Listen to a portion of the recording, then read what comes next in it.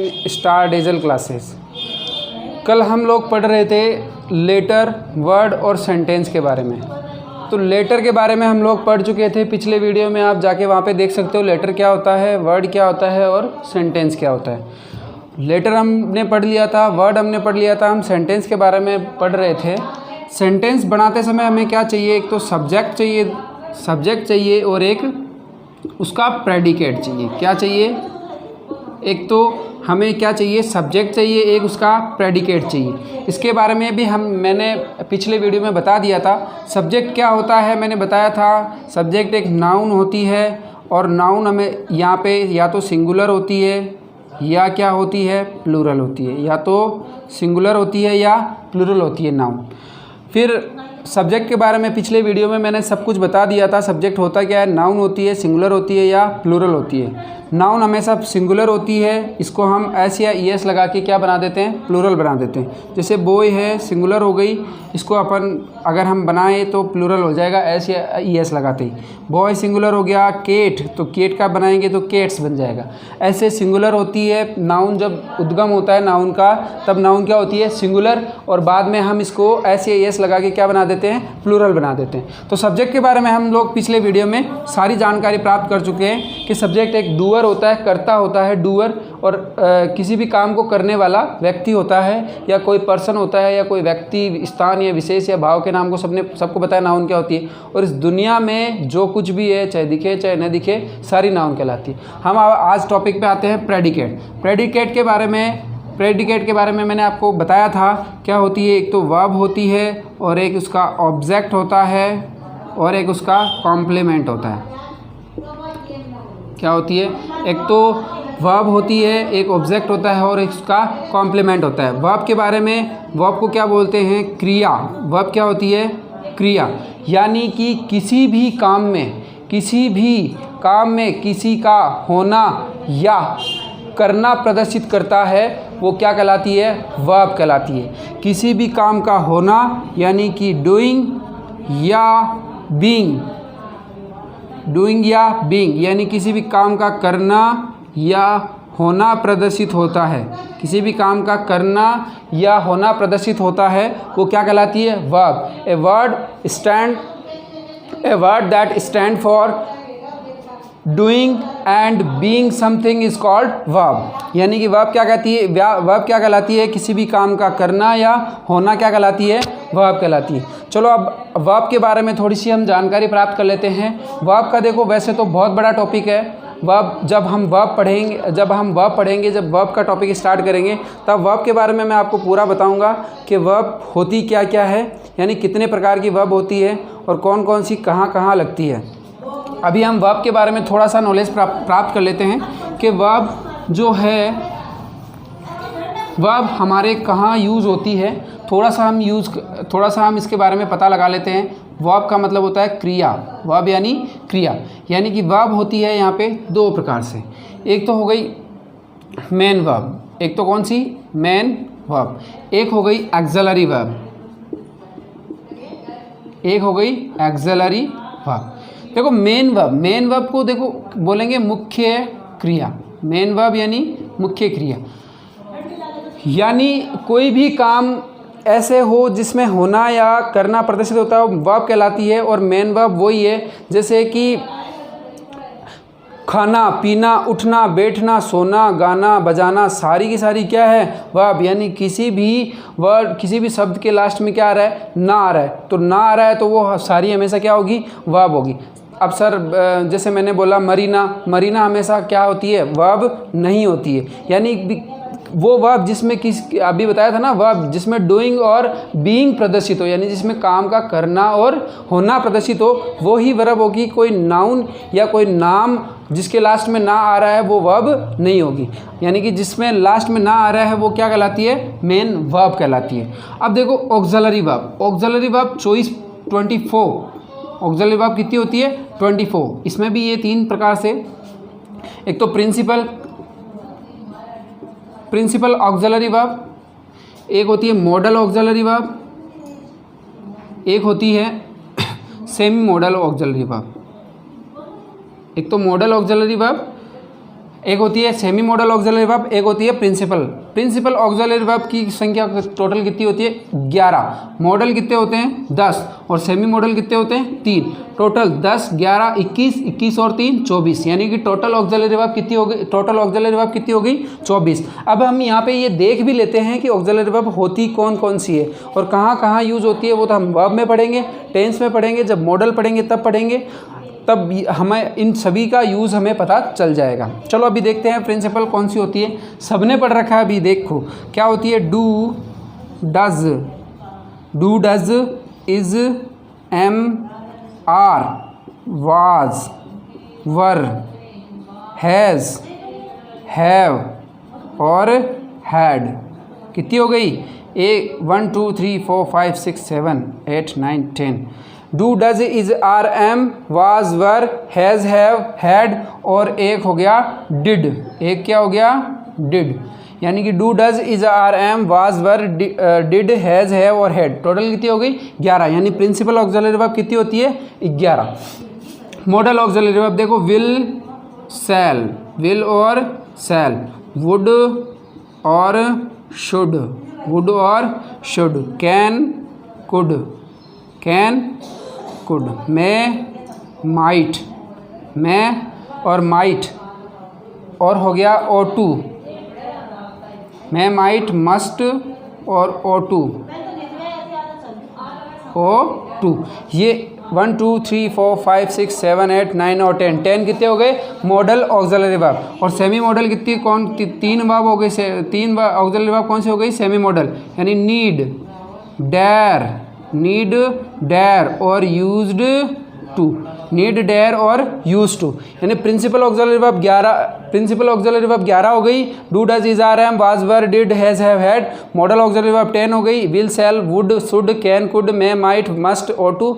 और semi modal auxiliary verb need, dare और use to. अब आपको जो इतनी जो है क्या है? सारी ऑक्सिलरी वर्ब। अब आपको इतना पता चल गया कि ऑक्सिलरी वर्ब कौन कौन सी होती है, सबको पता है। ये सारी जब हम टेंस पढ़ते हैं, जब जब हम टेंस पढ़ते हैं तो सारी हमारे सामने आती है। जब मॉडल पढ़ते हैं तो ये आती है और मॉडल में ये भी आती है। तो ये सारी होती क्या है? ऑक्सिलरी वर्ब होती है।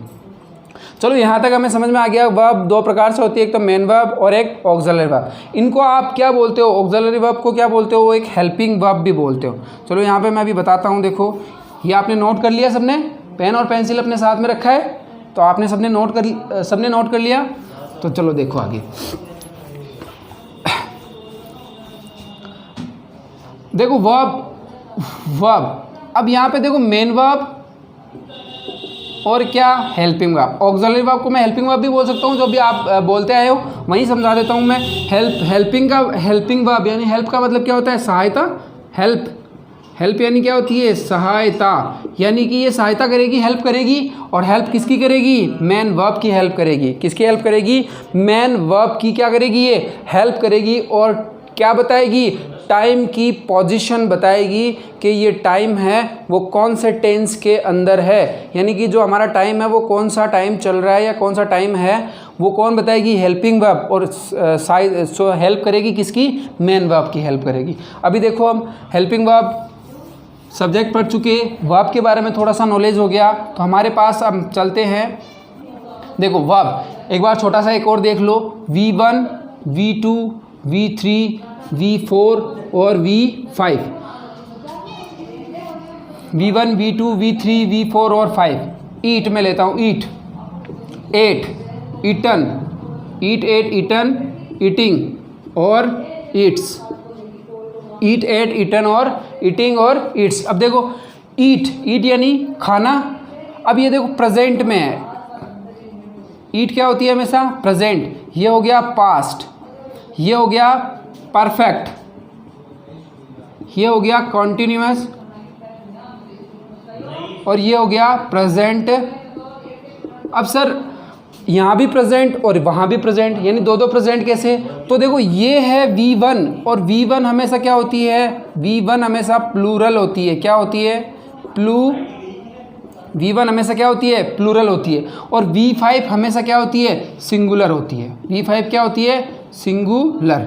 यानी कि V1 हमेशा क्या होती है? प्लूरल होती है और V5 क्या होती है? हमेशा सिंगुलर होती है। V1 प्लूरल होती है और V5 हमेशा क्या होती है, सिंगुलर होती है। यानी कि सब्जेक्ट वर्ब और ऑब्जेक्ट यही हमारा है, ये सब्जेक्ट वर्ब ऑब्जेक्ट, इससे आप इंग्लिश है, इंग्लिश के सारे सेंटेंस आप बना सकते हो। यानी आना क्या चाहिए आपको, सब्जेक्ट पता होनी चाहिए आपको क्या है उसमें सब्जेक्ट, अगर सब्जेक्ट नहीं पता, सब्जेक्ट पता होनी चाहिए, फिर वर्ब पता होनी चाहिए, फिर क्या पता होना चाहिए, ऑब्जेक्ट उसका पता होना चाहिए, फिर आपको सबको पता है, फिर आगे जो कॉम्प्लीमेंट्री वर्ब कॉम्प्लीमेंट्री जो वर्ड होते हैं वो आगे आपको डालने होते हैं, वो आप कैसे भी डाल सकते हो।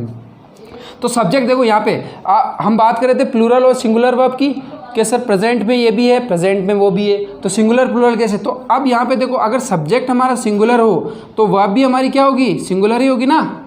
अरे दोनों को समान रखोगे ना, सब्जेक्ट हमारी अगर सिंगुलर हो तो वर्ब क्या होगी हमारी, सिंगुलर होगी। और सब्जेक्ट हमारा अगर प्लूरल हो, सब्जेक्ट अगर हमारा प्लूरल हो तो वर्ब भी क्या होगी, प्लूरल होगी। जैसे सब्जेक्ट मैंने लिया सिंगुलर, जैसे राम सिंगुलर लिया तो उसके लिए वर्ब भी क्या होगी, सिंगुलर ही होगी ना।